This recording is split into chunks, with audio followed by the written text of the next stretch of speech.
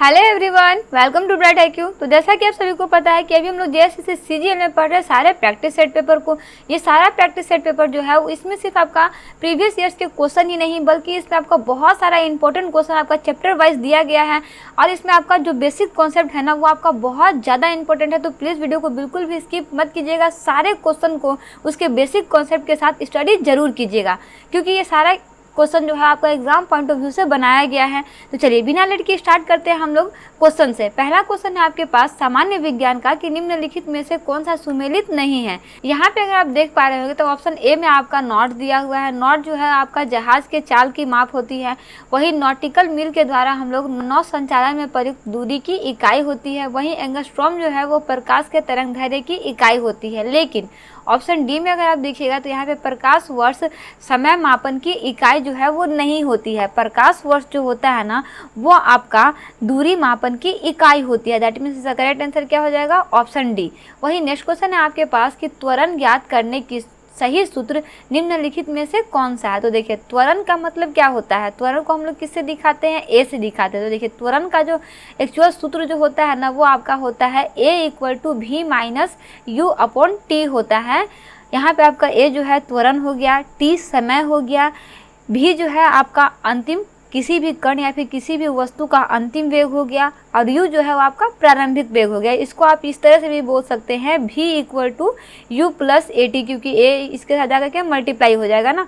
तो ये क्या हो सकता है? V = U + AT हो सकता है या फिर AT = V - U हो सकता है। अगर AT इसको T को इधर भेज देंगे तो ये क्या हो जाएगा? AT हो जाएगा ना। तो AT = V - U भी हो सकता है। ये तीन तरह से इसका फॉर्मूला बन सकता है, इसे आप याद रखिएगा। वही नेक्स्ट क्वेश्चन है आपके पास कि लोहे से बना जहाज पानी पर तैरती है जबकि एक सुई जो है वो पानी में डूब जाती है, ऐसा क्यों होता है बताइए। तो बहुत सहज और बहुत इंपॉर्टेंट सा क्वेश्चन है। तो देखिए ऐसा इसलिए होता है ना क्योंकि सुई का आपेक्षिक घनत्व जो है उसके द्वारा हटाए हुए पानी के अपेक्षित घनत्व से अधिक होता है, जिसके कारण एक लोहे से बना हुआ जहाज जो है वो पानी में नहीं डूबता, तैरते रहता है, जबकि एक सुई जो होता है वो पानी में डूब जाता है। आगे बढ़ते हैं, देखते हैं इसका नेक्स्ट क्वेश्चन जो है आपका कि प्रकाश का रंग निर्धारित होता है इसके, मतलब प्रकाश का रंग जो है वो किसके द्वारा निर्धारित किया जाता है। तो जी हाँ, अगर हम लोग यहाँ पे देख पा रहे होंगे तो प्रकाश का रंग जो है वो आपका इसके तरंग दैर्घ्य के अनुसार जो है वो निर्धारित होता है। किसके अनुसार होता है? तरंग दैर्घ्य के अनुसार इसका निर्धारित होता है। चलिए अगर इसमें हम लोग कुछ इंपॉर्टेंट तथ्य को जानते हैं ना तो आपको इसमें कुछ पॉइंट जो है वो आपको समराइज करने का जरूरत है। जैसे इसमें अगर आप देखिएगा तो लाल रंग के प्रकाश का तरंग दैर्घ्य जो है वो सबसे अधिक होता है। कभी अगर आपके ऑप्शन क्वेश्चन में आए कि लाल रंग के प्रकाश का तरंग दैर्घ्य कैसा होता है तो सबसे अधिक होता है। वहीं बैगनी रंग के प्रकाश का तरंग दैर्घ्य जो है ना वो सबसे कम होता है। तो सबसे अधिक तरंग दैर्घ्य किसका होता है, सबसे कम तरंग दैर्घ्य किसका होता है? ये दोनों क्वेश्चन को आप जरूर याद रखिएगा। आगे बढ़ते हैं, देखते हैं इसका नेक्स्ट क्वेश्चन जो है आपका कि मानव शरीर का सामान्यतः तापक्रम जो होता है वो आपका 98.4 डिग्री फ़ारेनहाइट होता है। इसके बराबर आपका डिग्री सेल्सियस में क्या आएगा? तो जी हाँ, अगर इसमें हम लोग डिग्री सेल्सियस में देखते हैं तो डिग्री सेल्सियस में इसका आता है 36.89 डिग्री सेल्सियस आता है। ठीक है। वही नेक्स्ट क्वेश्चन है आपके पास कि जब टीवी का स्विच ऑन किया जाता है तो क्या होता है? जब हम लोग टीवी का स्विच ऑन करते हैं तो ऐसा होता है ना कि हम लोग को जो है आवाज़ के साथ साथ फिगर भी जो है वो आपका तुरंत दिखाई देता है, ऐसा होता है ना? नोटिस किए होंगे। तो जी हाँ, इसमें क्या होता है कि श्रव्य और दृश्य दोनों एक साथ शुरू होते हैं। लेकिन एक्चुअल में होता क्या है कि ध्वनि की प्रकाश के अपेक्षा कम वेग से चलने के कारण ध्वनि जो है वो आपका बाद में सुनाई देनी चाहिए। किंतु टेलीविज़न में क्या होता है कि इसमें बेसिकली हमारा ऑडियो सिंक्रोनाइजर लगा करके इस त्रुटि को दूर कर दिया जाता है, जिसके कारण होता क्या है कि टीवी का स्विच ऑन करने पर आप श्रव्य और दृश्य दोनों को एक साथ ही देख सकते हैं। आगे बढ़ते हैं, देखते हैं इसका नेक्स्ट क्वेश्चन। तो इसका नेक्स्ट क्वेश्चन है एक नाभिकीय रिएक्टर में भारी जल का क्या कार्य होता है बताइए। तो क्या कार्य होता है? तो चलिए अगर हम लोग इसमें भारी जल को देखते हैं ना तो इसमें होता क्या है कि भारी जल का कार्य जो होता है ना वो आपका श्रृंखला अभिक्रिया में तीव्र गति वाले न्यूट्रॉनों की गति को कम करना है ताकि अभिक्रिया को नियंत्रित किया जा सके। इसलिए इसका सही आंसर क्या हो जाएगा कि न्यूट्रॉन की गति को कम करना है ना। वहीं आगे देखते हैं इसका नेक्स्ट क्वेश्चन कि परमाणु के कक्षा को भरने का क्रम नियंत्रित होता है, कैसे होता है? तो जी हाँ, अगर इसमें आप देख पाइएगा तो इसका जो नियंत्रण होता है ना वो आपका ऑफ बाउंड सिद्धांत के द्वारा होता है। ठीक है, याद रखिए किसके सिद्धांत के द्वारा होता है? ऑफ बाउंड सिद्धांत के द्वारा होता है।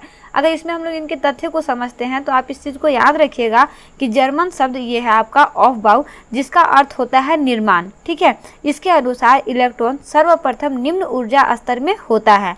जब यह ऊर्जा स्तर पूर्णतः भर जाता है तब क्या होता है कि इलेक्ट्रॉन इस ऊर्जा से उच्च ऊर्जा स्तर में जाते हैं और इसी क्रम में यह प्रक्रिया जो है वो कंटिन्यू चलते रहता है। ठीक है, वही नेक्स्ट क्वेश्चन है आपके पास कि वनस्पति तेल के हाइड्रोजनीकरण में निम्न में से किस उत्प्रेरक का प्रयोग जो है वो किया जाता है, बताइए। तो जी हाँ, इसमें बेसिकली जिसका प्रयोग किया जाता है वो है आपका निकेल। किसका प्रयोग किया जाता है? तो इसमें बेसिकली निकेल का प्रयोग जो है वो किया जाता है और बेसिकली इस क्रिया को तेल का हाइड्रोजनीकरण क्रिया भी कहा जाता है।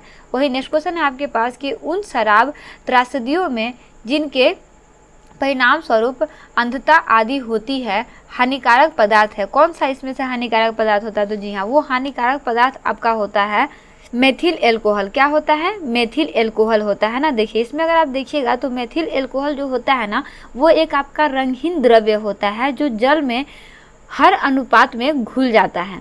इसका अत्यधिक सेवन करने से सिर्फ आँख ही नहीं बल्कि पागलपन के दौरे भी पड़ सकते हैं और व्यक्ति की मृत्यु भी हो सकती है।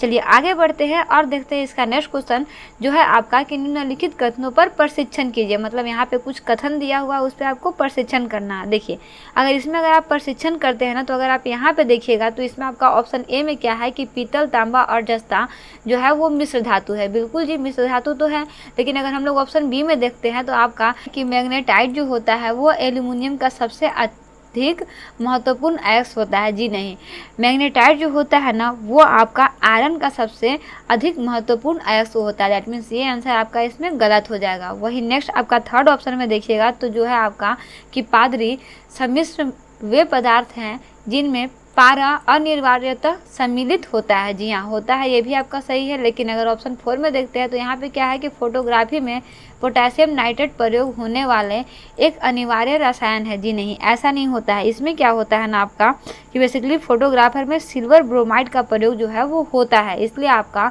Option B. आगे बढ़ते हैं, देखते हैं इसका नेक्स्ट क्वेश्चन जो है आपका टेफ्लॉन का सामान्य नाम है। टेफ्लॉन का सामान्य नाम क्या होता है? तो जी हाँ, अगर हम लोग यहाँ पे देखते हैं कि टेफ्लॉन का सामान्य नाम जो है ना वो आपका होता है पॉलीटेट्राफ्लोरोएथिलीन होता है। क्या होता है? पॉलीटेट्राफ्लोरोएथिलीन होता है, इसे याद रखिएगा ना। देखिए इसमें क्या होता है कि पॉलीटेट्राफ्लोरोएथिलीन एक फ्लोरो बहुलक है। क्या है? एक फ्लोरो बहुलक है जिसका साधारण नाम जो है वो आपका टेफ्लॉन होता है, लेकिन मुख्यतः इसका प्रयोग जो है वो आपका बर्तन पर ना चिपकने वाली सतह के रूप में होता है। याद रखिएगा इसका प्रयोग कहाँ होता है ना। वही नेक्स्ट क्वेश्चन है आपके पास कि पृथ्वी की आयु का मापन निम्न में से किस विधि द्वारा किया जाता है? बताइए, सोच समझ के इसका आंसर दीजिएगा ना। तो जी हाँ, इसका करेक्ट आंसर क्या हो जाएगा कि ये आपका यूरेनियम विधि होता है ना। यूरेनियम विधि द्वारा पृथ्वी की आयु का मापन जो है वो किया जाता है। जबकि यहाँ पे आपके पास एक और वर्ड दिया हुआ है कार्बन डेटिंग विधि।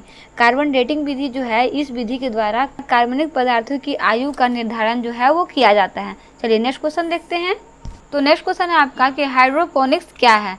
बताइए हाइड्रोपोनिक्स क्या होता है? तो जी हाँ, हाइड्रोपोनिक्स जो है ना वो एक विधि होता है जिसमें खनिज पोषक तत्वों के विलयन के प्रयोग द्वारा जल में पौधों को जो है वो उगाया जाता है। दैट मीन्स करेक्ट आंसर क्या हो जाएगा कि आपका मृदा विहीन पादप संवर्धन होता है ना। वही नेक्स्ट क्वेश्चन है आपके पास कि पपीते में पीले रंग का कारण है। पपीते में पीले रंग का क्या कारण होता है? तो जी हाँ, पपीते में पीले रंग का कारण जो होता है वो आपका कैरिकाजेंथिन होता है। इसमें क्या होता है कि पपीते में उपस्थित कैरिकाजेंथिन वर्णक के कारण जो है इसका रंग पीला दिखाई देता है, लेकिन पपीता का वनस्पतिक नाम जो है वो आपका कैरिका पपाया होता है और बेसिकली इसमें कैरोटीन जो होता है वो प्रचुर मात्रा में होता है। अगर आपके क्वेश्चन में आ जाए कि कैरोटीन किस में ज़्यादा होता है तो वह है आप पपीता में होता है। पपीते का रासायनिक नाम क्या है? तो वह है आपका कैरिका पपाया ना। वही नेक्स्ट क्वेश्चन है आपके पास कि मानव तंत्र में निम्नलिखित में से कौन सा एक पाचक एंजाइम नहीं है? मतलब इसमें से कोई एक ऐसा एंजाइम है जो कि आपका पाचक एंजाइम नहीं है, तो वो है आपका गैस्ट्रिन। गैस्ट्रिन जो है वो आपका एक पाचन एंजाइम नहीं है बल्कि ये आपका हार्मोन है, जबकि बाकी सब जितने भी दिए हुए हैं ये सारे आपके पाचक एंजाइम है ना। वही नेक्स्ट क्वेश्चन है आपके पास कि स्टेथोस्कोप में रोगी की दिल की धड़कन कि ध्वनि डॉक्टर के कानों तक पहुंचती है। कि क्या कारण होता है कि इनके कानों तक इनकी आवाज़ जो है वो पहुंचती है। तो इसमें क्या होता है कि ध्वनि के बहु परिवर्तन के द्वारा जो है वो ऐसा होता है ना, ध्वनि में बहु परिवर्तन होता है और बहु परिवर्तन के कारण इसकी ध्वनि जो है वो आपका डॉक्टर के कानों तक पहुँचता है। इसे याद रखिएगा। वहीं आगे बढ़ते हैं, देखते हैं इसका नेक्स्ट क्वेश्चन जो है आपका कि सूची 1 को सूची 2 से सुमेलित कीजिए और नीचे दिए गए कोड को सही उत्तर का चयन कीजिए। देखिए आपके पास सूची 1 में हार्मोन दिया हुआ है, सूची 2 में स्रावित ग्रंथि दिया हुआ है। अब अगर हम लोग फर्स्ट में देखते हैं तो आपका है प्रोजेस्टेरोन। प्रोजेस्टेरोन में जो स्रावित ग्रंथि होती है वो आपका होता है गर्भाशय। वहीं आपका टेस्टोस्टेरोन में जो होता है वो आपका होता है वृषक। ठीक है। वहीं नेक्स्ट आपका पास है ऑप्शन थर्ड में कि ये है आपका थायरॉक्सिन। थायरॉक्सिन में क्या होता है, तो थायरॉक्सिन में बेसिकली आपका होता है थायराइड। क्या होता है, थायराइड होता है। वहीं इंसुलिन में क्या होता है, अग्नाशय होता है। ठीक है। दैट मीन्स इसका करेक्ट आंसर क्या हो जाएगा, ऑप्शन ए जो है इसका करेक्ट आंसर हो जाएगा। ठीक है। इसमें आप देख सकते हैं और बाकी में भी ज़्यादा मैच नहीं है, इसलिए आपका करेक्ट आंसर भी हो सकता है। हाँ, यहाँ पे ऑप्शन सी में भी दिया हुआ है, तो आपको थोड़ा इसको याद करना पड़ सकता है। वहीं नेक्स्ट क्वेश्चन है आपके पास कि सूची 1 को सूची 2 से सुमेलित कीजिए तथा सूचियों के नीचे दी गई कोड को सही उत्तर का चयन कीजिए। देखिए आपके पास सूची 1 में कुछ आपके पास टेस्ट दिया हुआ है और एक किसका टेस्ट होता है वो आपको बताना है। जैसे EEG जो होता है वो बेसिकली आपका मस्तिष्क के टेस्ट के लिए जाना जाता है। वहीं आपका ECG जो है, ECG के द्वारा हृदय की गति को देखा जाता है। वहीं EOG जो है वो आपका आँख के लिए होता है और EMG जो है वो बेसिकली आपका मांसपेशी के लिए होता है। दैट मीन्स करेक्ट आंसर क्या हो जाएगा, ऑप्शन सी इसका करेक्ट आंसर जो है वो हो जाएगा। ठीक है। वहीं आगे बढ़ते हैं और देखते हैं आपका सामान्य विज्ञान का लास्ट क्वेश्चन जो है आपका कि हरे फलों को कृत्रिम ढंग से पकाने हेतु प्रयुक्त गैस है। मतलब कौन से गैस से ये आपका कृत्रिम रूप से पक सकता है ना, तो देखिए वो आपका होता है एसिटिलीन। एसिटिलीन एक ऐसी विधि होता है जिसके द्वारा हरे फलों को कृत्रिम ढंग से पकाया जाता है। ठीक है। और बेसिकली इसमें एक तरह का ना पादप हार्मोन होता है। एसिटिलीन में क्या होता है, एक तरह का पादप हार्मोन होता है। ठीक है। फर्स्ट क्वेश्चन आपके पास है कि विद्युत विभव के विषय में निम्नलिखित कथनों में से कौन सा सही है। आपके पास दो कथन दिया हुआ है। पहला है कि विद्युत विभव जो है वो एक आपका अदिश राशि है या फिर यह एक आपका सदिश राशि है। तो देखिए अगर हम लोग बात करते हैं विद्युत विभव का तो सबसे पहले जानिए इसका मात्रक क्या होता है। तो जी हाँ, विद्युत विभव का SI मात्रक जो है वो आपका जूल पर कूलाम होता है। वहीं अगर हम लोग यहाँ पे देखते हैं विद्युत विभव का तो ये आपका एक अदिश राशि होता है, जबकि अगर आपके पास विद्युत क्षेत्र आए तो विद्युत क्षेत्र जो होता है वो आपका एक सदिश राशि होता है। याद रखिएगा, विद्युत विभव अदिश राशि होता है और आपका विद्युत क्षेत्रक जो है वो आपका सदिश राशि होता है। इसलिए आपका कोड के अनुसार सही आंसर क्या हो जाएगा, ऑप्शन ए इसका सही होगा ना, केवल ए आंसर जो है इसका सही है। वही नेक्स्ट क्वेश्चन है आपके पास कि दृश्य स्पेक्ट्रम के तरंगदैर्घ्य की सीमा होती है। बताइए दृश्य स्पेक्ट्रम के तरंगदैर्घ्य की सीमा कितनी होती है। तो देखिए इसको जानने से पहले इसके बारे में आप कुछ फैक्ट को जान लीजिए। जैसे अगर हम लोग बात करते हैं अमेरिकी अंतरिक्ष एजेंसी की, तो इसके अनुसार मनुष्य की आँख 3800 एंगस्ट्रॉम से लेकर 7000 एंगस्ट्रॉम के तरंगदैर्घ्य के दृश्य प्रकाश को देख सकती हैं। वहीं अगर आप NCERT बुक में देखिएगा तो इसका सीमा जो है वो आपका 4000 एंगस्ट्रॉम से लेकर 7000 एंगस्ट्रॉम तक बताया गया है। इसीलिए आपके ऑप्शन में ना तो यहाँ पे 3800 कहीं दिया हुआ है और ना ही आपके पास 4000 दिया हुआ है। दैट मीन्स इसका करेक्ट आंसर क्या हो जाएगा कि आपका 3900 एंगस्ट्रॉम से लेकर 7600 एंगस्ट्रॉम तक अप्रोक्सीमेट होता है हमारा दृश्य स्पेक्ट्रम का तरंगदैर्घ्य की सीमा। वही नेक्स्ट क्वेश्चन है आपके पास कि निम्नलिखित कथनों पर विचार करें। आपके पास कुछ कथन दिया हुआ है, आपको विचार करना है और इसमें बताना है कि सही आंसर जो है आपका कौन है। अगर हम लोग फर्स्ट में देखते हैं तो आपका यहाँ पे दिया हुआ है कि आकाश के नीला दिखने का कारण प्रकाश का प्रकीर्णन होता है। हाँ जी, बिल्कुल होता है।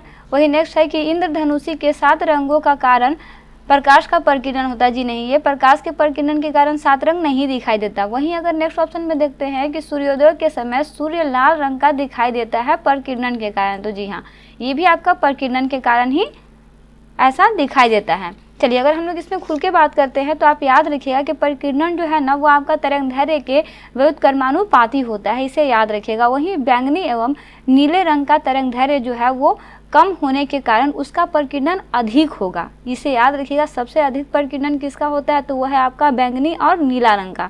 अब इस कारण से क्या होता है कि आपका आकाश जो है वो आपका नीला प्रतीत होता है। वहीं अगर हम लोग यहाँ पे सूर्योदय और सूर्यास्त की बात करते हैं तो इस समय में क्या होता है कि वायुमंडल में किरणों को अधिक दूरी तय करनी पड़ती है। इसके वजह से क्या होता है कि इसके कारण प्रकाश के छोटी तरंगे का प्रकीर्णन जो है वो हो जाता है। जैसे आपका जो भी इसमें और भी किरण बचे उसका प्रकीर्णन हो जाता है। केवल लाल रंग का प्रकीर्णन जो है वो सबसे कम होता है, जिसके कारण वो आगे बढ़ते चला जाता है। और यही कारण होता है कि सूर्योदय या फिर सूर्यास्त के समय सूर्य जो है वो लाल दिखाई पड़ता है। इसलिए आपका करेक्ट आंसर इसमें क्या हो जाएगा, बी। 1 और 3 जो है वो आपका सही है, लेकिन आपका 2 जो है वो गलत है। चलिए आगे बढ़ते हैं, देखते हैं नेक्स्ट क्वेश्चन जो है आपका कि निम्नलिखित को सुमेलित कीजिए और नीचे दिए गए कूट की मदद से सही उत्तर का चयन कीजिए। देखिए आपके फर्स्ट कूट में क्या दिया हुआ है, तो यहाँ पे दिया हुआ है आपका रेडियन। रेडियन किसका साथ हो जाएगा, तो रेडियन हो जाएगा आपका मैरी क्यूरी के साथ। वहीं आपका नेक्स्ट दिया हुआ है पेंसिलिन। पेंसिल का क्या हो जाएगा, तो आपका हो जाएगा अलेक्जेंडर फ्लेमिंग। क्या हो जाएगा, अलेक्जेंडर फ्लेमिंग। वहीं एक्सरे का क्या हो जाएगा, तो आपका एक्सरे क्या हो जाएगा, WK एंटिजन हो जाएगा। और चेचक का आपका हो जाएगा Edward Jenner. That means option के अकॉर्डिंग इसका करेक्ट आंसर क्या हो जाएगा, तो जी हाँ, कूट के अनुसार इसका करेक्ट आंसर आप देख सकते हैं कि इसका ए हो जाएगा ना। चलिए वहीं आगे बढ़ते हैं, देखते हैं इसका नेक्स्ट क्वेश्चन जो है आपके पास कि 220 वोल्ट जनरेटर से एक बल्ब जुड़ा है, धारा 0.5 एम्पियर है, बल्ब की शक्ति बताए। तो देखिए शक्ति बताने के लिए आप सिंपल सा है कि वोल्ट और एम्पियर को गुना कर दीजिए। गुना करने के बाद जो आपका आंसर आएगा वो आपका हो जाएगा शक्ति। अच्छा, शक्ति को हम लोग किस में डिनोट करते हैं, तो याद कीजिएगा शक्ति को हम लोग वाट में डिनोट करते हैं।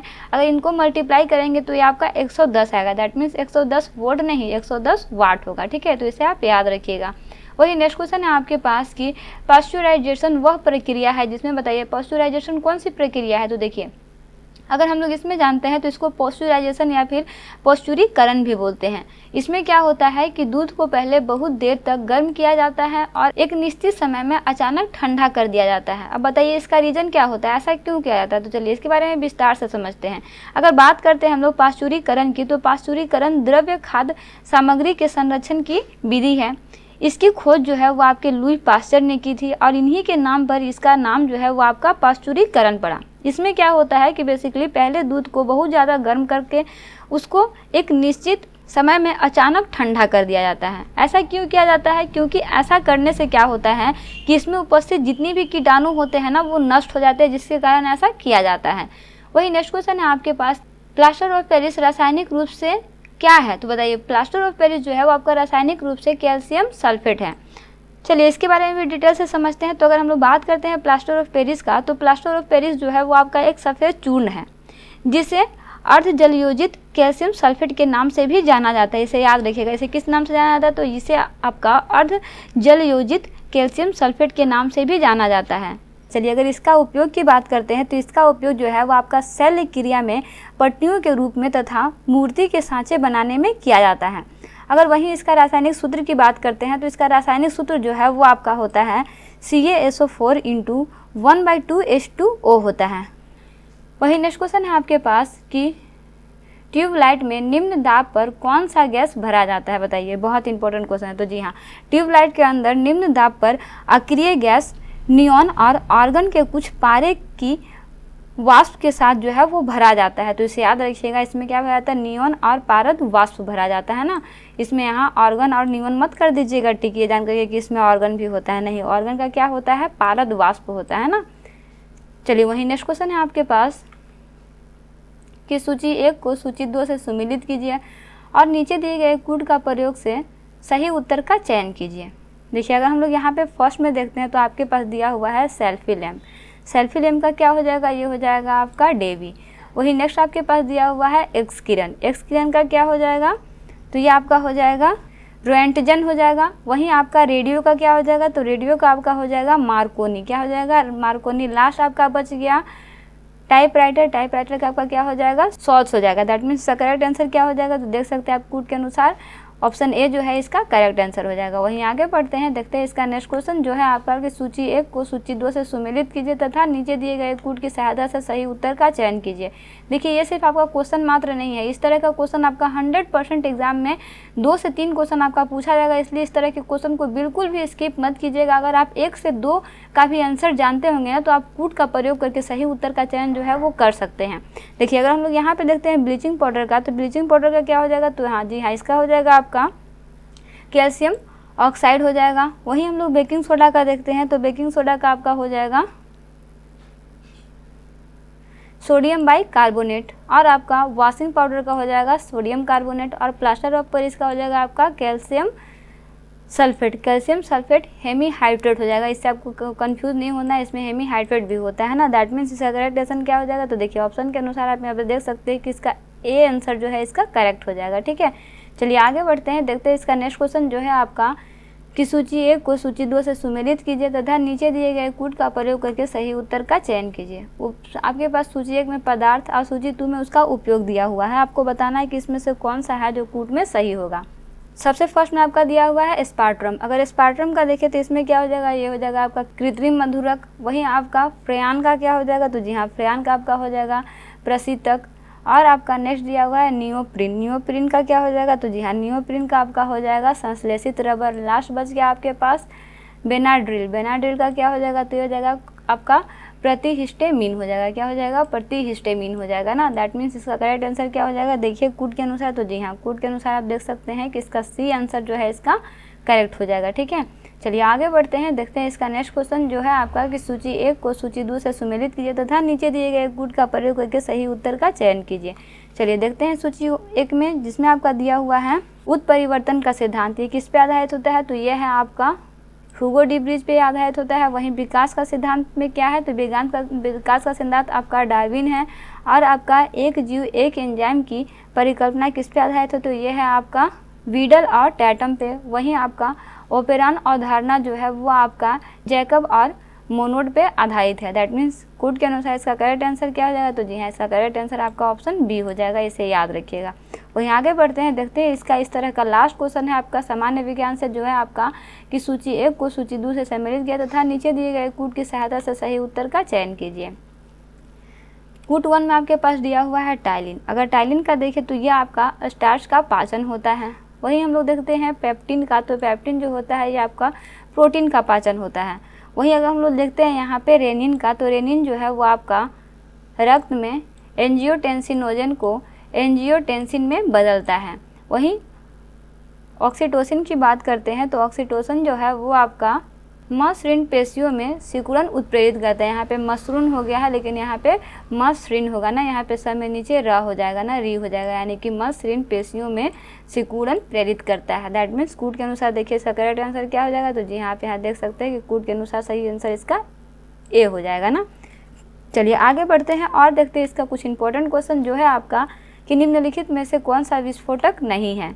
तो देखिए ऑप्शन में अगर हम लोग देखते हैं तो आपका फर्स्ट ऑप्शन है नाइट्रोक्लोरोफार्मा। नाइट्रोक्लोरोफार्मा जो है वो आपका एक विस्फोटक नहीं है, बल्कि इसका प्रयोग जो है वो आपका कीटनाशी सूक्ष्म जीवरोधी के रूप में इसका प्रयोग किया जाता है, इसे याद रखिएगा। वही नेक्स्ट क्वेश्चन है आपके पास कि अफीम का मुख्य अवयव क्या है, बताइए अफीम का मुख्य अवयव क्या है। तो जी हाँ, अफीम जो है वो आपका मुख्यतः मॉर्फिन नामक एल्कोलाइड में पाया जाता है। याद रखिए कि मॉर्फिन नामक एल्कोलाइड में पाया जाता है। अफीम अनेक औषधियों में शांतिकर, जिसे आपका सेडेटिव बोलते हैं, के रूप में प्रयोग की जाती है ना, इसे याद रखिएगा। वही नेक्स्ट क्वेश्चन है आपके पास कि निम्नलिखित में से किसका प्रयोग जैव उर्वरकता के रूप में किया जाता है। तो देखिए जैव उर्वरकता के रूप में जिसका प्रयोग किया जाता है वो है आपका एजोला और नील हरित शैवाल। ठीक है, एजोला और नील हरित शैवाल का प्रयोग जो है वो आपका जैव उर्वरकता के रूप में किया जाता है। जबकि आपका अल्फा लफा जो है ये आपका एक प्रकार का फलधारी पौधा है। याद रखिएगा ये क्या है, फलधारी पौधा। डेट मीन्स करेक्ट आंसर क्या हो जाएगा, बी, 1 और 2 ना। वहीं आगे बढ़ते हैं, देखते हैं इसका नेक्स्ट क्वेश्चन जो है आपका कि हमारे शरीर में रक्त का दाब होता है। बताइए हमारे शरीर में रक्त का दाब कैसा होता है। तो जी हाँ, हमारे शरीर में रक्त का दाब जो है वो वायुमंडलीय दाब से अधिक होता है, इसे आप याद रखिएगा, बहुत इंपॉर्टेंट क्वेश्चन है ना ये आपका।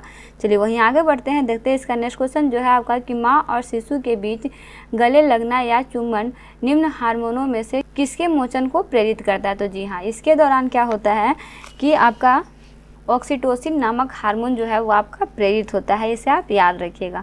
वही नेक्स्ट क्वेश्चन है आपके पास कि समुद्री घास निम्नलिखित तत्वों का मुख्य तथा प्रमुख स्रोत है। बताइए समुद्री घास किसका मुख्य और प्रमुख स्रोत है? तो जी हाँ, समुद्री घास जो है वो आपका आयोडीन का सबसे अच्छा और मुख्य स्रोत माना जाता है। इसके एग्जाम्पल आपके केल्पा और नोरी है। नोरी और केल्पा जो है वो इस तरह के घास का बेस्ट एग्जाम्पल होता है ना। वहीं आगे बढ़ते हैं, देखते हैं हम लोग सामान्य विज्ञान का लास्ट क्वेश्चन जो है आपका कि निम्नलिखित में से कौन सा अनुवांशिक अव्यवस्था नहीं है?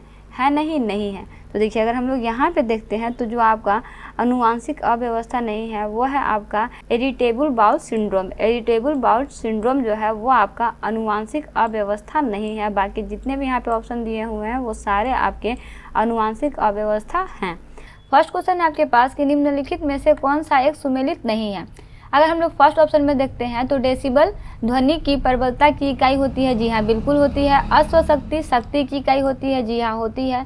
समुद्री मील नौ संचालन में दूरी की इकाई होती है। जी हाँ, होती है। वहीं अगर हम लोग ऑप्शन डी में देखते हैं तो आपका सेल्सियस जो है वो ऊष्मा की इकाई नहीं होती है। सेल्सियस जो है वो आपका ताप को मापने का मात्रक होता है, जबकि ऊष्मा का मात्रक जो है आपका कैलोरी होता है। दैट मीन्स इसका डी ऑप्शन जो है आपका सही हो जाएगा ना। वहीं आगे बढ़ते हैं, देखते हैं इसका नेक्स्ट क्वेश्चन जो है आपका कि चंद्रमा पर मानव का वजन पृथ्वी की तुलना में डैश रहता है, कितना रहता है? तो जी हाँ, चंद्रमा पर मानव का वजन जो है वो पृथ्वी की तुलना में 1/6वां भाग जो है वो रहता है। ऐसा क्यों होता है? क्योंकि आपका चंद्रमा में गुरुत्वीय त्वरण का मान यानी पृथ्वी पर g के मान का 1/6वां भाग होता है और इसीलिए चंद्रमा पर व्यक्ति का भार पृथ्वी पर उसके भार का 1/6वां भाग जो है वो होता है। वही नेक्स्ट क्वेश्चन है आपके पास कि जैविक सिस्टम में रासायनिक क्रिया की प्रक्रिया को तेज करने में उत्तरदायी पदार्थ है। कौन सा उत्तरदायी पदार्थ है? तो जी हाँ, अगर हम लोग यहाँ पे देखते हैं तो वह है आपका एंजाइम। एंजाइम की बात करते हैं तो एंजाइम जो है वो आपका एमिनो अम्ल से बने प्रोटीन होते हैं, इसीलिए ये आपके जैविक उत्प्रेरक के रूप में कार्य करते हैं जो आपके रासायनिक अभिक्रिया को तेज करने का काम करते हैं ना। इसलिए इसका आंसर क्या हो जाएगा? एंजाइम इसका करेक्ट आंसर हो जाएगा। वही नेक्स्ट क्वेश्चन है आपके पास, खतरे का सिग्नल लाल रंग का बनाया जाता है क्योंकि? बताइए क्यों बनाया जाता है? तो देखिए इसलिए बनाया जाता है क्योंकि लाल रंग का प्रकीर्णन जो है वो सबसे कम होता है, ठीक है, इसीलिए आपका खतरे का सिग्नल जो है वो लाल रंग का बनता है। देखिए इसमें क्या होता है कि आपका लाल रंग का प्रकीर्णन कम होने के कारण दूर से भी सर्वाधिक स्पष्ट दिखाई दे देता है, इसी के कारण इसका सिग्नल जो है वो हमेशा लाल रंग का होता है, याद रखिएगा। वहीं आगे बढ़ते हैं, देखते हैं इसका नेक्स्ट क्वेश्चन जो है आपका कि एक सुरंग में 100 वाट क्षमता वाले 5 बल्ब लगातार 20 घंटे तक जलाए जाते हैं, संपूर्ण विद्युत खर्च होगा। बताइए इसमें कितना यूनिट विद्युत जो है वो खर्च होगा? चलिए विस्तार से अगर समझते हैं तो देखिए एक बल्ब जलाने में हुई कुल विद्युत खपत को हम लोग किलोवाट घंटा में मेजर करते हैं, तो यहाँ पे वाट गुने घंटा बटा 1000 हो जाएगा। आपके पास कितना वाट दिया हुआ है? 100 वाट दिया हुआ है। कितना घंटा दिया हुआ है? 20 घंटा दिया हुआ है। 20 घंटा को 100 से गुना करेंगे 2000 हो जाएगा। 2000 को 1000 से डिवाइड करेंगे तो 2 यूनिट आएगा। दैट मीन्स 5 बल्बों को जलाने में हुई कुल विद्युत खपत जो है वो 5 गुने 2 यानी कि 10 यूनिट जो है वो आपका हो जाएगा। दैट मीन्स इसका करेक्ट आंसर क्या होगा? 10 यूनिट होगा ना।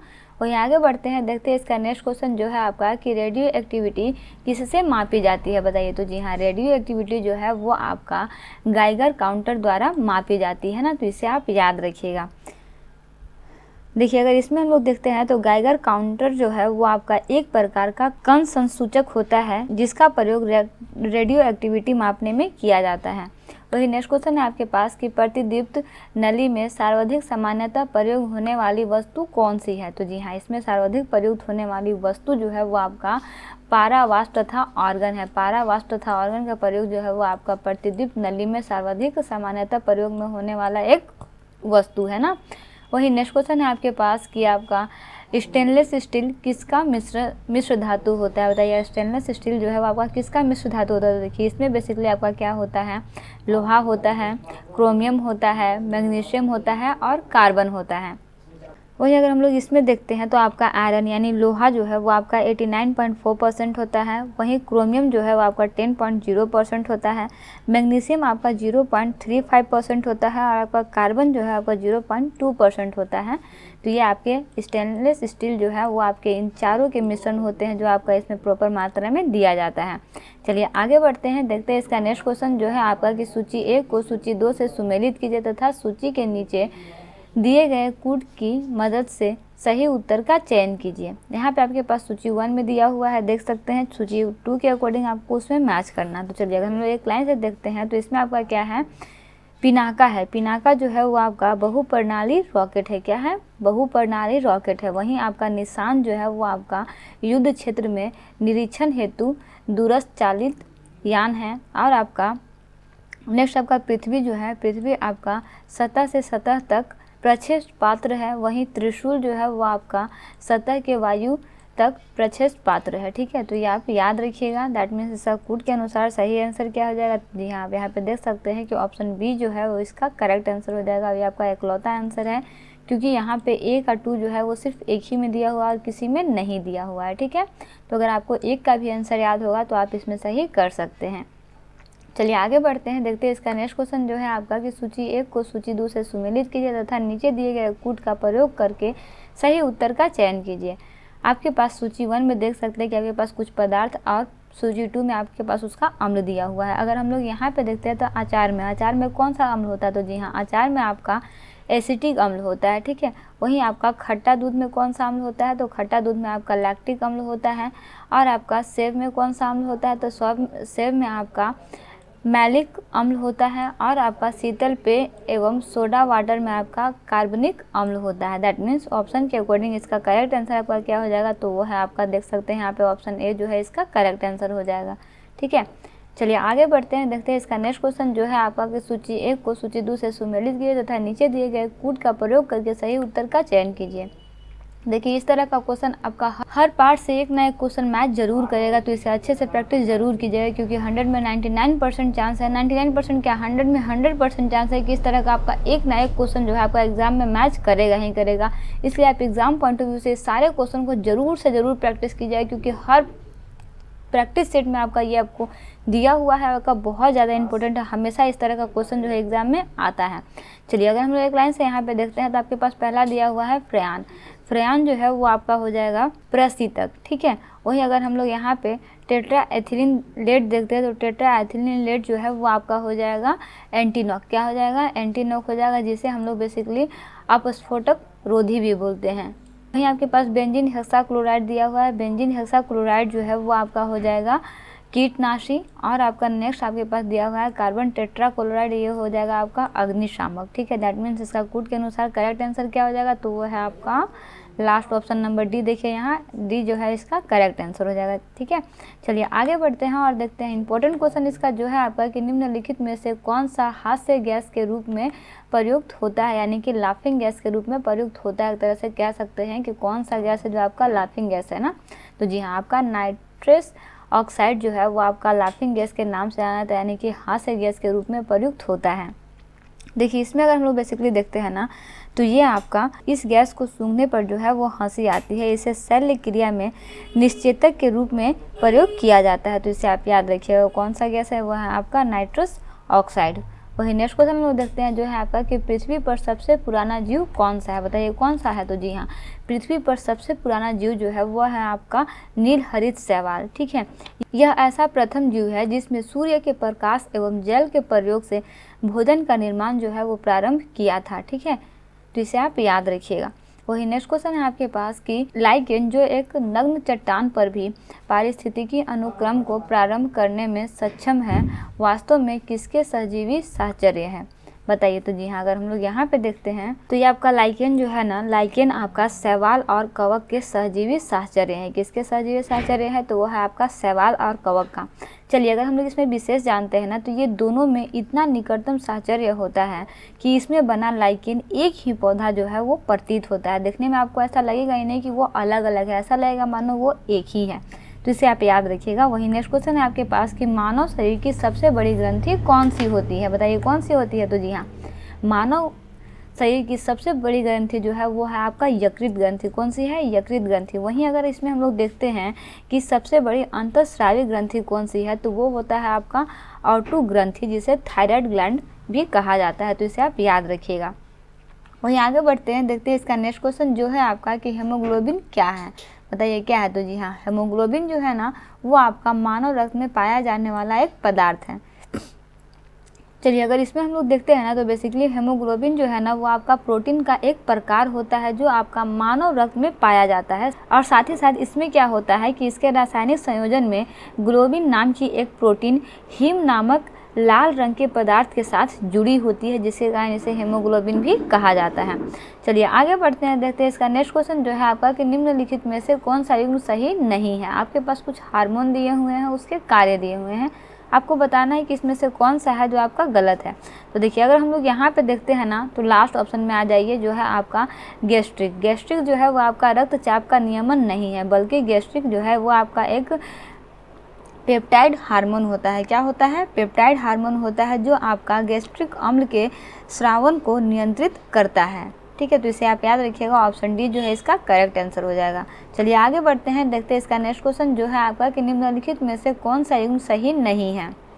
आपके पास फसल उसके प्रजाति का नाम दिया हुआ है। अगर आप यहाँ पे ऑप्शन बी में देखिएगा तो यहाँ पे दिया हुआ है अलसी। अलसी की प्रजाति सूर्या नहीं है। तो बेसिकली सूर्या प्रजाति में आने वाले कुछ फसल हैं जो है आपके आम, पपीता, आलू, इस तरह के फसल जो है वो आपके सूर्या प्रजाति में आते हैं, जबकि असली जो है वो आपका सूर्या प्रजाति में नहीं आता। डेट मीन्स इसका बी जो है करेक्ट आंसर हो जाएगा। चलिए आगे बढ़ते हैं, देखते हैं इसका नेक्स्ट क्वेश्चन जो है आपका कि निम्नलिखित में से कौन सा युग्म सही नहीं है। देखिए इस तरह का क्वेश्चन आपका एग्जाम में भी पूछा जाता है, याद रखिएगा। कूट वाला क्वेश्चन हो गया, एक इस तरह का क्वेश्चन हो गया। ये क्वेश्चन आपका बहुत ज़्यादा इंपॉर्टेंट होता है। इस तरह का क्वेश्चन हमेशा आपका एग्जाम में पूछा जाता है, तो इस तरह के क्वेश्चन को बिल्कुल भी मिस मत कीजिएगा। तो देखिए यहाँ पे आपके पास संस्था दिया हुआ है, उसका स्थान दिया हुआ है। तो अगर हम लोग लास्ट ऑप्शन में आते हैं, बाकी सब ये सब आपका स्थान और संस्था जो है आपका तीनों सही दिया हुआ है। लास्ट में आपके पास दिया हुआ है केंद्रीय उपोषण उद्यान अनुसंधान संस्था। ये आपका श्रीनगर में नहीं है। तो कहाँ है भाई? तो ये श्रीनगर में नहीं, बल्कि ये संस्था जो है आपका लखनऊ में है। कब बना है? 1972 में इसका उद्घाटन जो है या फिर बोल सकते हो स्थापना जो है बेसिकली इसमें हुआ है। तो इसे आप याद रखिएगा। वहीं आगे बढ़ते हैं, देखते हैं इसका सामान्य विज्ञान का लास्ट क्वेश्चन जो है आपका कि सूची 1 को सूची 2 से सुमेलित किए तथा नीचे दिए गए कूट के अनुसार सही उत्तर का चयन कीजिए। देखिए आपके पास जो दिया हुआ है उसके अकॉर्डिंग आप ध्यान से देखिएगा, इसे मिलाइएगा। तो देखिए अगर हम लोग मलेरिया देखते हैं तो मलेरिया का क्या हो जाएगा? मलेरिया आपका हो जाएगा प्रोटोजोआ। मलेरिया क्या है? प्रोटोजोआ होता है ना। वहीं आपका पोलियो जो है, पोलियो क्या होता है? तो वो आपका एक विषाणु होता है। तो देखिए यहाँ पे आपका पोलियो का होता है विषाणु, माफ कीजिएगा। इधर का सूची 2 का जो ऑप्शन है आपका कुछ मिस्टेक हो गया, तो इसे आप बस याद रखिएगा कि पोलियो जो है वो आपका विषाणु के साथ मिलेगा। वहीं आपका तपेदिक जो है वो आपका जीवाणु के साथ मैच करेगा। तपेदिक क्या के साथ मैच करेगा? जीवाणु के साथ मैच करेगा। वहीं याद की जगह पे यहाँ पे दाद होगा। दाद जो है वो आपका बेसिकली किससे मैच करेगा? तो वो है आपका कवक से मैच करेगा। ठीक है, तो इस तरह से इसका आंसर जो है वो आप कूट के अनुसार भर लीजिएगा कि क्या इसका करेक्ट आंसर होगा ना, क्योंकि यहाँ पे पोलियो का नहीं दिया। पोलियो का क्या हो जाएगा? पोलियो का आपका हो जाएगा विषाणु। बाकी का सब सही दिया हुआ है। तो कूट के अनुसार जो भी आपका आंसर मैच करेगा उसे आप आसानी से भर लीजिएगा। तो है आपका कि सूची 1 जिसमें आपका मात्रा दिया हुआ है और सूची 2 जिसमें आपका उसका इकाई दिया हुआ है को सुमेलित कीजिए तथा सूचियों के नीचे दिए गए कूट की सहायता से सही उत्तर का चयन कीजिए। देखिए आपके पास सूची 1 में आपके पास दिया हुआ है, आपको इसके इकाई के साथ टिक करना है। ठीक है, अगर हम लोग यहाँ पे देखते हैं ना उच्च वेग, तो उच्च वेग जो होता है वो आपका किसका मात्रक होता है? वो किसका मात्रक है? तो जी हाँ, उच्च वेग का मात्रक जो है आपका मैक होता है। वहीं तरंगदैर्घ्य का माप आपका एंगस्ट्रॉम होता है। दाब का माप पास्कल होता है और ऊर्जा का माप जूल होता है। डेट मीन्स करेक्ट आंसर क्या हो जाएगा? Option number C. एक लाइन से सारा आंसर जो है वो मैच कर रहा है, बट हमेशा ऐसा कोइंसिडेंस नहीं होता। हमेशा आपका एक ही तरह का क्वेश्चन नहीं पूछा जाता। यहाँ पे आपका देखिए उच्च वेग जो है थोड़ा एक अलग से दिया हुआ है वर्ड, तो थोड़ा इस तरह के वर्ड में थोड़ा कंफ्यूजन होता है इसीलिए इस तरह का वर्ड जो आपके पास है जो एक लाइन से दिया हुआ है। ठीक है, जनरली ऐसा होता नहीं है।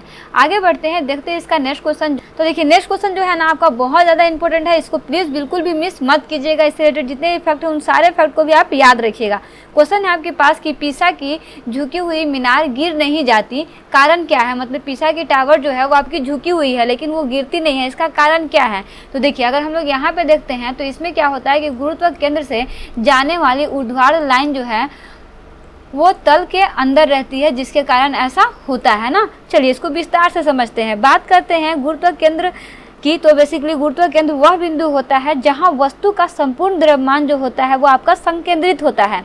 वहीं किसी भी वस्तु के स्थिर रहने का कारण जो है वो आपका गुरुत्वाकर्षण से जाने वाले ऊर्ध्वाधर रेखा का उसके तल से होकर गुजरना है। ठीक है, बेसिक सा कारण इसमें यही है कि पीसा की मीनार की गुरुत्वाकर्षण से होकर गुजरने वाली ऊर्ध्वाधर रेखा जो है वो आपके मीनार के तल के अंदर रहती है, जिसके कारण ये मीनार जो है अभी तक गिरी नहीं है बल्कि झुकी हुई है। लेकिन एक अनुमान के अनुसार कहा जा रहा है कि वर्ष 2030 से लेकर यह मीनार जो है और झुक जाएगी और गुरुत्व केंद्र से होकर जाने वाली रेखा जो है वो मीनार के तल से बाहर हो जाएगी और इसके बाद क्या होगा कि यह पुनः गिर जाएगी। ठीक है, तो एक अनुमान लगाया गया है, इस तरह से इसके बारे में बोला गया है। तो आप इसके बारे में अच्छे से जरूर स्टडी कीजिएगा कि ऐसा होता क्यों है। वही नेक्स्ट क्वेश्चन आपके पास कि समुद्र में पलवन करते हुए आइसबर्ग का किस भाग समुद्र की सतह से ऊपर रहता है? बताइए, बहुत इंपॉर्टेंट क्वेश्चन है। तो देखिए, समुद्र पलवन करते हुए आइसबर्ग का जो भाग है ना वो आपका 1/9वां भाग जो है वो समुद्र के सतह के ऊपर होता है। चलिए विस्तार से समझते हैं।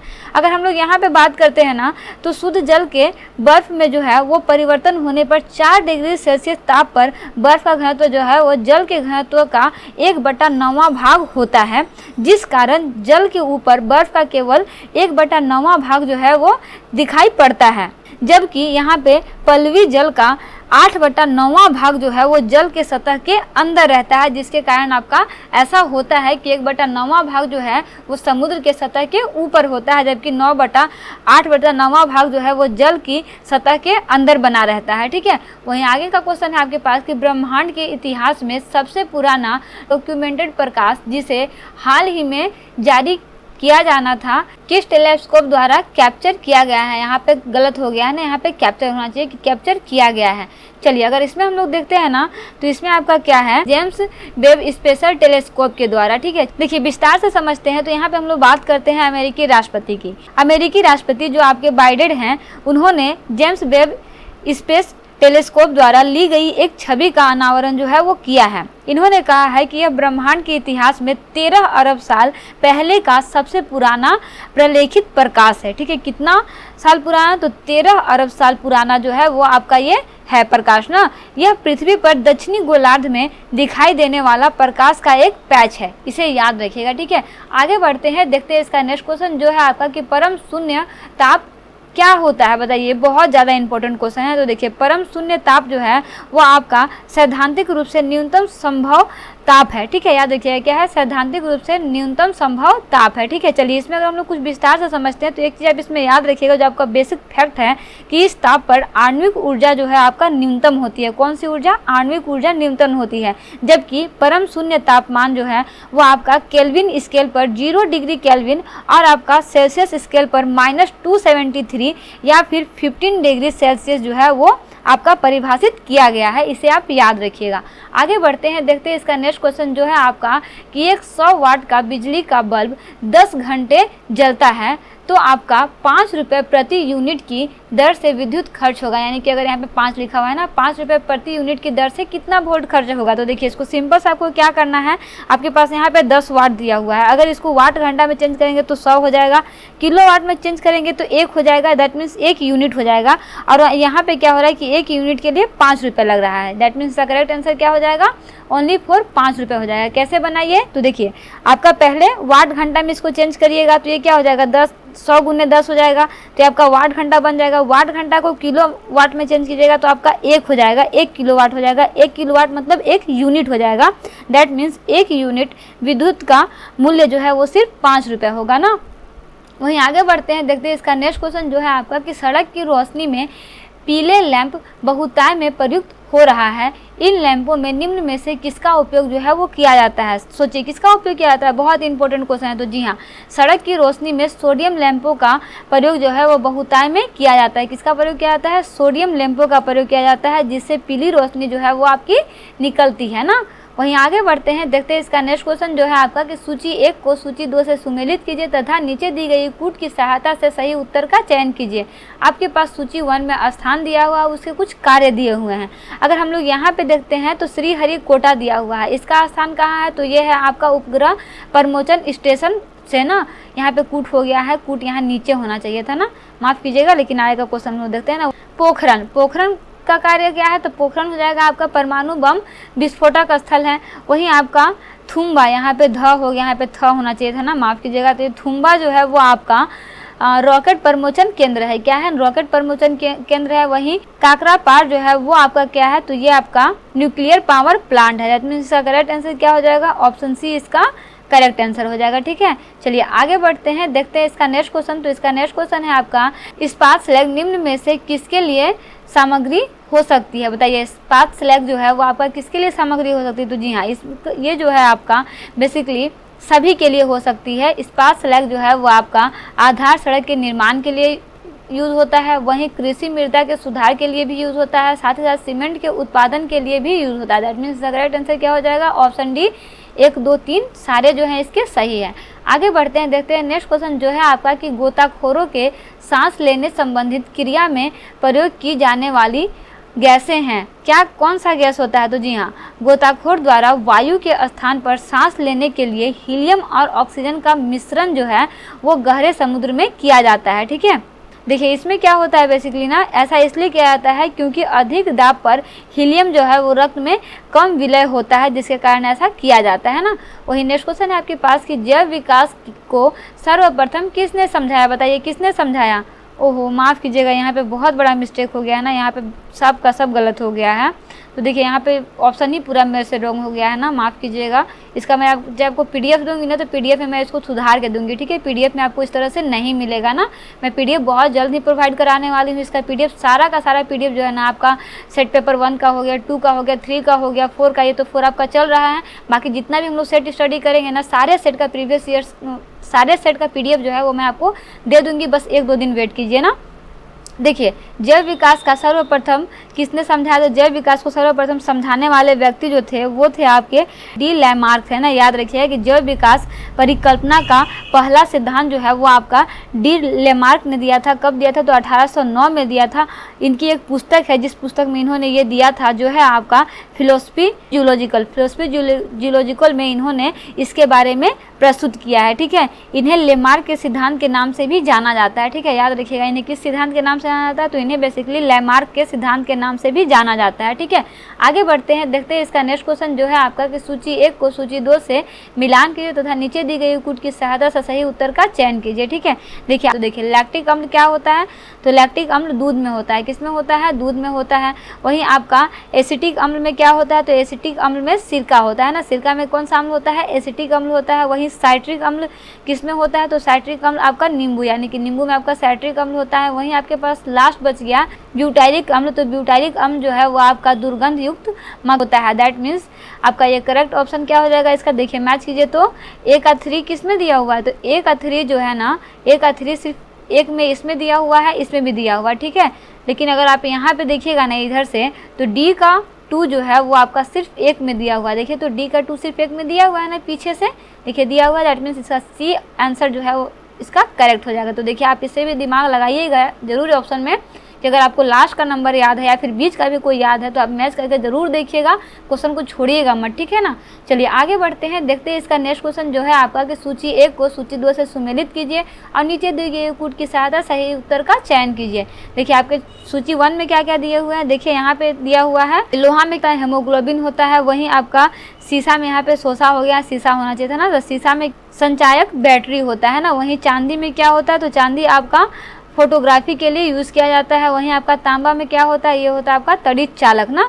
दैट मीन्स इसका करेक्ट आंसर क्या हो जाएगा, यहाँ पे आप देख सकते हैं ऑप्शन डी जो है इसका करेक्ट आंसर हो जाएगा। ठीक है, यहाँ पे भी अगर आप देखिएगा तो ए का 3 जो है यहाँ पे सिर्फ एक ऑप्शन में दिया हुआ है, ऑप्शन डी में, बाकी किसी में भी ए का 3 नहीं दिया हुआ है। इस आधार पर भी आपका डी आंसर जो है इसका करेक्ट हो जाएगा। ठीक है, चलिए आगे बढ़ते हैं, देखते हैं इसका नेक्स्ट क्वेश्चन जो है आपका कि कपास का प्रमुख घटक है। बताइए कपास का प्रमुख घटक कौन सा है? तो जी हाँ, कपास का प्रमुख घटक जो है ना वो आपका सेल्यूलोज है। क्या है? सेल्यूलोज है। चलिए इसमें अगर देखते हैं तो आपका बेसिकली कपास का रसायन घटक जो है आपका सेल्यूलोज है, जिसकी मात्रा जो है वो 94% होती है। याद रखिए इसकी मात्रा कितनी प्रतिशत होती है? 94% होती है ना। वही नेक्स्ट क्वेश्चन है आपके पास, डीएनए की द्विकुंडलिनी संरचना किसके द्वारा की गई है? बहुत इंपॉर्टेंट क्वेश्चन है ना, इसे बिल्कुल भी मिस मत कीजिएगा। तो देखिए तो आपका डीएनए की द्विकुंडलिनी की संरचना जो है वो बेसिकली आपका जो की गई है वो है आपके जेम्स वाटसन और क्रिक ने की है ना। यहाँ पे सिर्फ वाटसन लिखा हुआ, लेकिन यहाँ पे जेम्स होना चाहिए था, नहीं दिया तो कोई दिक्कत नहीं है। यहाँ पे जेम्स वाटसन और क्रिक ने की है। ये किसके लिए किया गया था? तो ये बेसिकली एक्सरे के विश्लेषण द्वारा डीएनए की द्विकुंडलिनी संरचना जो है वो प्रस्तुत की गई थी। याद रखिएगा कि किसके विश्लेषण में? तो एक्सरे के विश्लेषण द्वारा जो है इसकी संरचना जो है वो प्रस्तुत की गई थी। याद रखिएगा। वही नेक्स्ट क्वेश्चन है आपके पास कि शरीर में अतिरिक्त ग्लूकोज ग्लाइकोजन में परिवर्तित होकर भंडारित रहता है। बताइए कहाँ पे भंडारित रहता है? तो जी हाँ, ये आपका शरीर में अतिरिक्त ग्लूकोज या फिर आपका ग्लाइकोजन में परिवर्तित होकर यकृत में भंडारित रहती है। कहाँ रहती है? यकृत में भंडारित रहती है ना। यकृत मानव शरीर की सबसे बड़ी ग्रंथि है। बड़ी ग्रंथि कौन है? तो मानव शरीर की सबसे बड़ी ग्रंथि को क्या बोलते हैं? यकृत बोलते हैं ना। वही नेक्स्ट क्वेश्चन है आपके पास कि हाल ही में किस संस्था ने परम अनंत सुपर कंप्यूटर का अनावरण किया है? बताइए वो हाल ही में आपका आईआईटी गांधीनगर संस्था ने परम अनंत सुपर कंप्यूटर का अनावरण जो है वो किया था। देखते हैं इसका नेक्स्ट क्वेश्चन जो है आपका कि एक स्वस्थ वयस्क मनुष्य में रक्त का कुल परिमाप कितना होता है? बताइए कितना होता है? तो जी हाँ, अगर हम लोग यहाँ पे देखते हैं तो एक चीज़ आप इसमें याद रखिएगा कि मनुष्य के शरीर में जो होता है ना रक्त, उसकी मात्रा जो है उसके भार के ऊपर डिपेंड करता है। ठीक है, उसके भार के लगभग 7 से 8% जो है वो उसका रक्त होना चाहिए ना। यानी कि अगर उस व्यक्ति का, अगर किलोग्राम में बात करते हैं, अगर कोई व्यक्ति 70 kg का है तो उसमें लगभग 5 से 6 लीटर रक्त जो है वो अमूमन होना चाहिए। दैट मीन्स करेक्ट आंसर क्या हो जाएगा? 5 से 6 लीटर ना। चलिए आगे बढ़ते हैं, देखते हैं इसका नेक्स्ट क्वेश्चन जो है आपका कि सूची 1 को सूची 2 से सुमेलित कीजिए तथा नीचे दी गई कूट की सहायता से सही उत्तर का चयन कीजिए। ठीक है, यहाँ पे आपके पास कुछ फल दिए हुए हैं। फर्स्ट ऑप्शन आपके पास दिया हुआ है कृत्रिम रूप से फलों को पकाया जाना। कैसे पकाया जाता है? तो जी हाँ, कृत्रिम रूप को फलों को एथिलीन की सहायता से पकाया जाता है। वहीं बेकिंग सोडा का रासायनिक नाम क्या होता है? तो ये है आपका सोडियम बाइकार्बोनेट होता है। क्या होता है? सोडियम बाइकार्बोनेट होता है। शीतल पेय का नाम क्या होता है? तो वह है आपका कार्बन डाइऑक्साइड होता है। वहीं क्वार्ट्ज जो है वह आपका सोडियम सिलिकेट होता है। ठीक है, दैट मीन्स इस तरह से आपका करेक्ट आंसर क्या हो जाएगा? यहाँ पे देख रहे होंगे आप, ऑप्शन बी जो है इसका करेक्ट आंसर हो जाएगा। अगर आप पीछे से देखिएगा तो डी का 2 जो है सिर्फ 1 में दिया हुआ है, इस हिसाब से भी ये सिर्फ इकलौता आंसर है जो आपका सही हो सकता है ना। चलिए आगे बढ़ते हैं, आप सामान्य विज्ञान का लास्ट क्वेश्चन देखते हैं जो है आपका कि मधुसूदनी इंसुलिन अंतःस्रावी हार्मोन एक है। क्या है ये? जी हाँ, ये आपका एक जो है ना पेप्टाइड है। क्या है? पेप्टाइड है, याद रखिएगा। चलिए अगर इसके बारे में समझते हैं तो आप इसमें एक चीज़ याद रख सकते हैं कि इंसुलिन जो है आपका रासायनिक संरचना की दृष्टि से एक पेप्टाइड हार्मोन होता है, जिसकी रचना जो है वो आपका 51 अमीनो अम्ल से होता है। याद रखिए कितने अमीनो अम्ल से होता है? तो जी हाँ, इसकी रचना जो है टोटल 51 अमीनो अम्ल से होता है। यह शरीर में ग्लूकोज के उपापचय को नियंत्रित करता है। याद रखिएगा किसको नियंत्रित करता है? तो ये शरीर में ग्लूकोज के उपापचय को नियंत्रित करता है। जो है आपका कि सूची 1 को सूची 2 से सुमेलित कीजिए तथा नीचे दिए गए कूट का चयन कीजिए। आपके पास यहाँ पे सूची 1 और सूची 2 में दिया हुआ है और आपको बताना है कि इसका सही मैच क्या होगा। तो अगर हम लोग सबसे पहले वाट का देखते हैं तो देखिए वाट का शक्ति जो है इसका एसआई मात्रक होता है, इसे याद रखना है। वहीं दूसरा आपके पास दिया हुआ है नौ संचालन में प्रयुक्त दूरी को नॉटिकल मील में मापा जाता है। वहीं अगर हम लोग देखते हैं यहाँ पे कैलोरी की, तो कैलोरी में ऊष्मा को मापा जाता है। वहीं अगर हम लोग बात करें सबसे लास्ट नॉट की, तो नॉट जो है ना वो आपका समुद्री जहाज की गति को मापने की इकाई है। दैट मीन्स करेक्ट आंसर क्या हो जाएगा? ऑप्शन सी आपका ए का 4 हो जाएगा, बी का 3, सी का 2 और डी का 1 हो जाएगा। ठीक है, तो इस तरह से इसका करेक्ट आंसर क्या हो जाएगा आपका? ऑप्शन नंबर सी ना। वहीं आगे बढ़ते हैं और देखते हैं इसका नेक्स्ट क्वेश्चन। तो इसका नेक्स्ट क्वेश्चन आपके पास कि भारत का पहला निजी तौर पर विकसित रॉकेट कौन है? ये आपका आंसर क्वेश्चन जो है बहुत इंपॉर्टेंट है, इसे अच्छे से प्रैक्टिस जरूर कीजिएगा। तो देखिए भारत का पहला निजी तौर पर विकसित रॉकेट जो है वो आपका विक्रम एस है। ठीक है, चलिए इससे रिलेटेड हम लोग कुछ थॉट की बात करते हैं या फिर कुछ तथ्य की बात करते हैं तो वो आपका एक चीज़ इसमें याद रखने वाली आपको बात है कि भारत में 18 नवंबर को आंध्र प्रदेश के एक द्वीप जिसे श्रीहरिकोटा में इसरो के लॉन्च पैड से विक्रम एस लॉन्च किया गया था, इसे याद रखिएगा। वहीं अगर हम लोग बात करते हैं इसमें कुछ और तो विक्रम एस जो है वो आपका सिंगल स्टेज पर ऑर्बिटल व्हीकल है ना। इसे बेसिकली हैदराबाद का स्टार्टअप स्काई रूट एरोस्केप ने विकसित किया था। वही नेक्स्ट क्वेश्चन है आपके पास कि शीतकाल में जब झील की ऊपरी सतह का पानी बर्फ में बदल जाता है फिर भी जलीय जीव जीवित रहते हैं, क्योंकि आखिर जलीय जीव कैसे जीवित रहते हैं? ऊपर का पानी तो हम चुका होता है। तो देखिए इसमें आपको एक चीज़ याद रख कि जब भी शीतकाल होता है ना तो शीतकाल में झील का ऊपरी सतह जो है वो आपका 0 डिग्री सेल्सियस तक ठंडा होने पर बर्फ बन जाता है, परंतु नीचे का जल जो है ना वो आपका 4 डिग्री सेल्सियस पर द्रव अवस्था में ही होता है, जिससे झील और तालाबों में जो बर्फ़ होते हैं उसके नीचे 4 डिग्री सेल्सियस पर पानी रहता है, जिससे मछली और जितने भी अन्य जीव जंतु होते हैं जो जलीय जंतु होते हैं वो सारे सुरक्षित रहते हैं। तो इसका ऑप्शन का करेक्ट आंसर हो जाएगा कि पानी का घनत्व जो है वो 4 डिग्री सेल्सियस पर सबसे अधिक होता है, जिससे बर्फ़ की ऊपरी सतह के नीचे पानी जो है वो रहता है। वही नेक्स्ट क्वेश्चन है आपके पास कि एक काटा हुआ हीरा जगमगाता है, आखिर क्या कारण होता है कि एक कटा हुआ हीरा जो है वो जगमगाता है? देखिए हीरे की कटाई या फिर तराशी जो है इस प्रकार होती है कि कोई भी प्रकाश किरण यदि उसके अंदर प्रवेश करे ना तो वो बाहर निकलने से पहले उसका कई बार जो है वो आपका पूर्ण आंतरिक परावर्तन जो है वो हो सके। इस प्रकार कई बार किरणों का जो है वो आपका पूर्ण आंतरिक परावर्तन होने के कारण जो है ये हीरा जो है वो आपका चमकता है। वहीं कहा जाता है कि हीरा का अपवर्तनांक जो होता है ना वो आपका सबसे अधिक होता है। तो इसे याद रखिएगा कि सबसे अधिक अपवर्तनांक किसका होता है? तो वो है आपका हीरे का होता है ना। इसका करेक्ट आंसर क्या हो जाएगा? पूर्ण आंतरिक परावर्तन के कारण ना, ऑप्शन नंबर सी इसका करेक्ट आंसर हो जाएगा।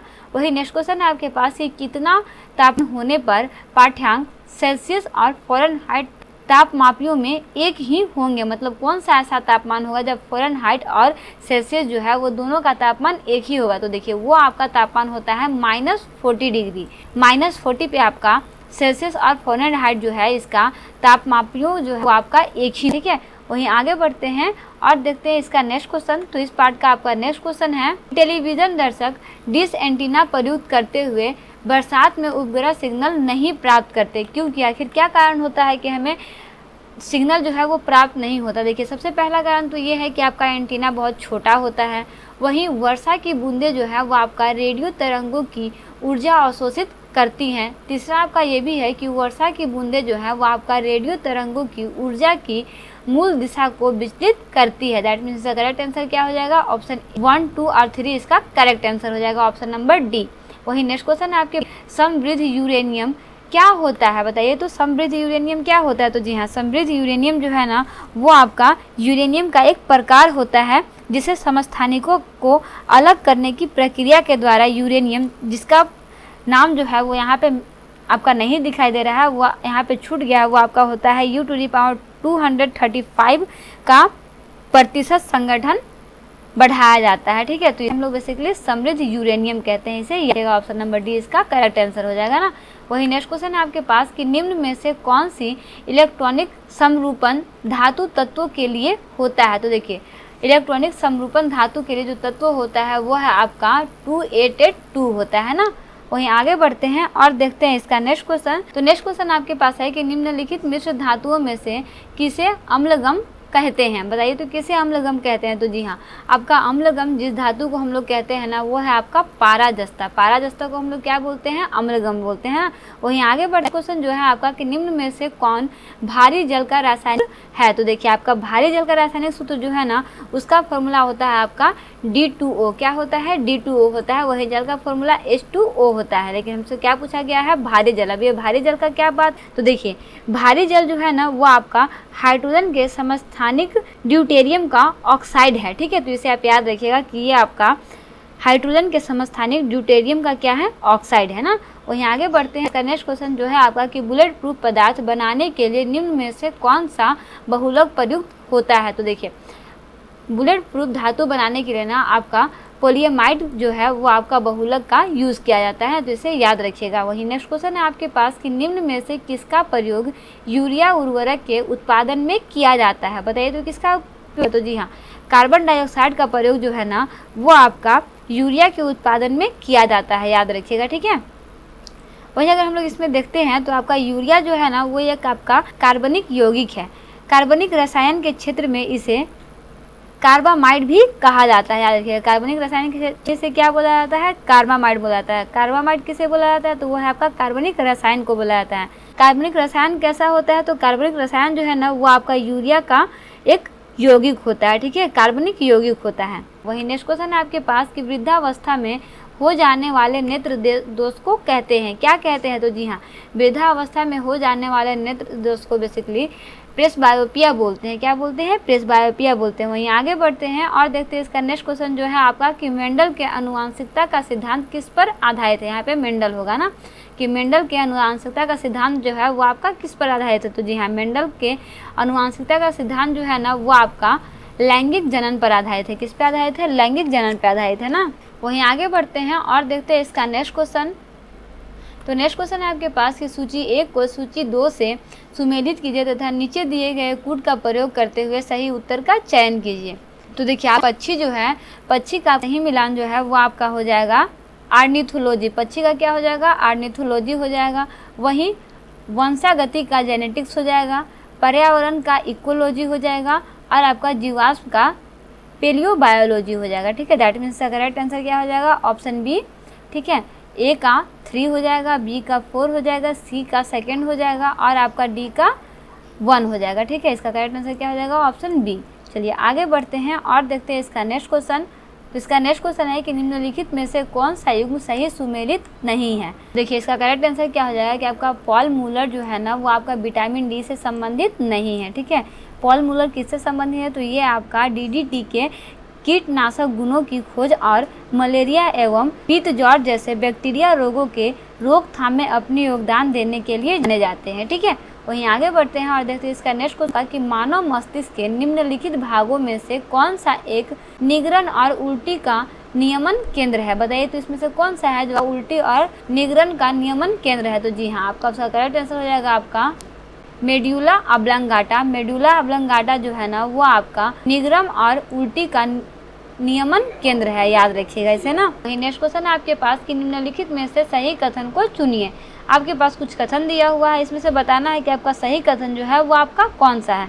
तो देखिए अगर हम लोग इसमें तरंग धैर्य की बात करते हैं ना तो आपका लाल रंग का तरंग धैर्य जो है ना वो आपका सबसे अधिक होता है तथा आवृत्ति न्यूनतम होता है, जबकि बैंगनी रंग का तरंग धैर्य सबसे कम और आवृत्ति सबसे अधिक होता है। दैट मीन्स करेक्ट आंसर इसका क्या हो जाएगा, ऑप्शन नंबर। फिर लाल प्रकाश का तरंग धैर्य जो है वो आपका बैंगनी प्रकाश से ज़्यादा होता है। वहीं आगे बढ़ते हैं और देखते हैं इसका नेक्स्ट क्वेश्चन। नेक्स्ट क्वेश्चन आपके पास कि डीपीटी का टीका निम्न में से किससे सुरक्षा हेतु दिया जाता है, बताइए किससे सुरक्षा हेतु दिया जाता है। तो जी हाँ, डीपीटी का टीका जो है ना वो आपका बेसिकली डिप्थोरिया हो गया, कुकुर खांसी हो गया या फिर टेटनस, इन सभी के लिए बेसिकली छोटे बच्चों को दिया जाने वाला एक टीका है, ठीक है। जिसे आप याद रखिएगा, ये आपका जो है ना वो आपका स्पेशली नवजात शिशु को दिया जाने वाला वैक्सीन है, ठीक है। वही नेक्स्ट क्वेश्चन है आपके पास कि जेनिको प्रौद्योगिकी है। जेनिको प्रौद्योगिकी क्या है, तो जी हाँ, जेनिको प्रौद्योगिकी जो है ना वो बेसिकली आपका आनुवांशिक रोगों का पूर्ण सूचना प्राप्त करने की एक तकनीक है, ठीक है। बेसिकली अगर इसमें हम लोग विस्तार से बात करते हैं ना तो देखिए आनुवांशिक रोगों की पूर्ण सूचना प्राप्त करने की तकनीक को जेनिको प्रौद्योगिकी कहते हैं, ठीक है। याद रखिएगा कि आपका आनुवांशिक रोगों की पूर्ण सूचना प्राप्त करने की तकनीकों को क्या बोलते हैं, जेनिको प्रौद्योगिकी कहते हैं, जिसके माध्यम से माँ के गर्भ में स्थित शिशु से होने वाले विभिन्न प्रकार के रोगों की ना जानकारी जो है वो प्राप्त हो सकती है, ठीक है। इस तरह से हम लोग प्रैक्टिस 1 में सामान्य विज्ञान के पार्ट 1 को कंप्लीट कर चुके हैं। इसमें जितने भी 20 क्वेश्चन बताए गए ना वो सारा क्वेश्चन आपका, बहुत सारा क्वेश्चन इसमें ऐसा है जो आपका प्रीवियस ईयर्स पे आधारित है। तो सारे क्वेश्चन को प्रैक्टिस करते रहिए। क्वेश्चन में कोई भी प्रॉब्लम हो, कोई और टॉपिक को स्टडी करना हो तो प्लीज़ कमेंट बॉक्स में कमेंट जरूर कीजिएगा। सारे वीडियो को स्टडी करते रहिए, इसे जितना हो सके उतना फ्रेंड सर्कल में शेयर कीजिए। हम लोग 30 तारीख तक पूरा का पूरा बुक का जितना भी सेट है ना टोटल 10 सेट को हम लोग कंप्लीट कर लेंगे पेपर 3 के लिए। हिंदी का सारा पार्ट जो है वो हम लोग चैप्टर वाइज टोटल 8 से 9 चैप्टर को पढ़ चुके हैं, जिसका लिंक डिस्क्रिप्शन बॉक्स में दिया हुआ है, वहाँ से आकर बहुत सारे चैप्टर को अच्छे से स्टडी कर सकते हैं पेपर 2 के लिए। ठीक है, तो मिलते हैं नेक्स्ट वीडियो में एक इंपॉर्टेंट पार्ट, एक इंपॉर्टेंट टॉपिक के साथ। Thanks for watching, like and subscribe bright IQ।